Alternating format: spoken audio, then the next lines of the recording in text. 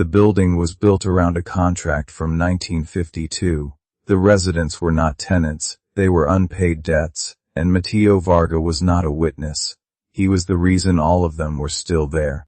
Welcome to Untold Lores. The estate has always known you. Part 3 of 4. The document had 12 conditions. Mateo read all of them. The fourth condition was the one that made him understand what the estate actually was. It stated the inheritor acknowledges that the estate is not a property but an agreement, and that all parties to prior agreements remain bound until the terms of the original contract are fulfilled. Prior parties.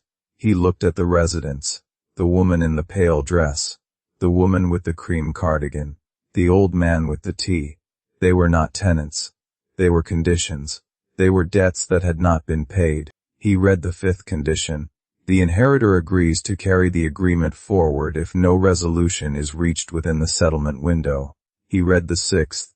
The original settlement window opened in 1952. He put the document down. He pressed both hands flat on the table and breathed. 1952. The building had not existed in 1952. He had checked before he came. Orem Tower's construction permit was dated 1987.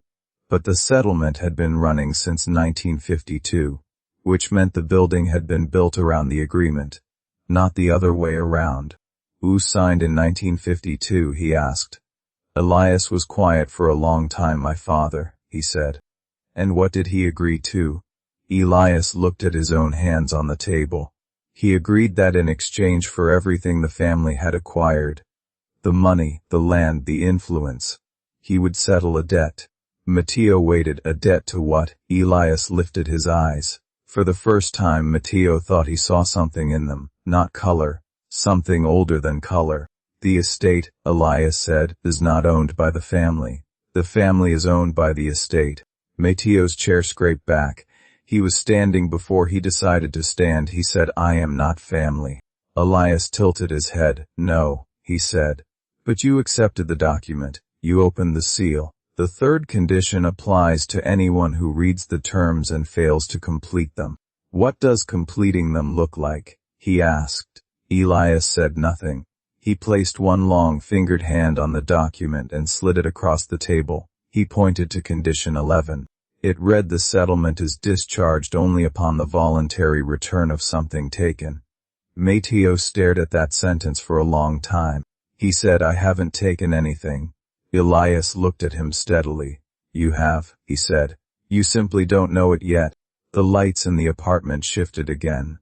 The pale woman at the table turned her head, not toward Mateo, not toward Elias, toward the wall, as if she was listening to something moving on the other side of it. Mateo heard it a second later. A sound in the walls of the building, not mechanical, not pipes, low, rhythmic, like breathing.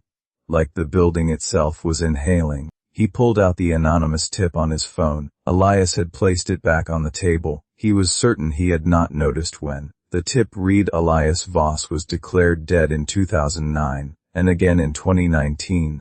He had always assumed the tip was about Elias. But what if it was not?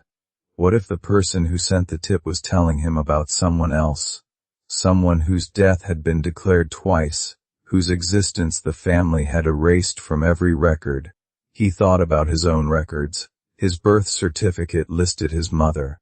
It did not list a father. He had never asked about that, not seriously, not as an adult. His mother had said the name once when he was 9.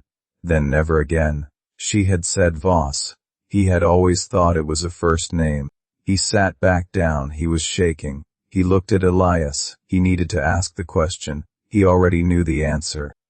Elias, he said, how many children did your father have? Elias looked at him for a very long time. 2 that were acknowledged, he said slowly, and 1 that was not. The building breathed. The woman in the pale dress turned her face fully toward Mateo for the first time. He recognized something in it, not the corridor woman, someone else. Someone he had seen in photographs his mother kept in a shoebox. Someone she never named. You are not just a witness, Elias said. You are the heir. You have always been the heir. The anonymous tip was sent by the estate itself. It has been waiting for you to come of age for 29 years. The breathing in the walls grew louder. Every resident in this building had entered voluntarily, had signed or accepted or simply touched what they were given. And none of them had ever left. Mateo was sitting at the table. The door was behind him. He knew now that it did not lead out. He knew now that the stairs looped because the building did not permit exit until the terms were met.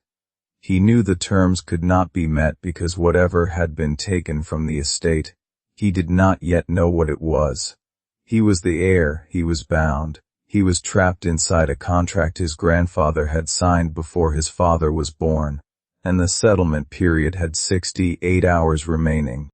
He was the heir. He had always been the heir. And the anonymous tip that brought him here had not been sent by a person. It had been sent by the estate itself, which had been waiting 29 years for him to arrive. That's it for part 3. Follow Untold Lores for part 4. Like and subscribe for daily stories.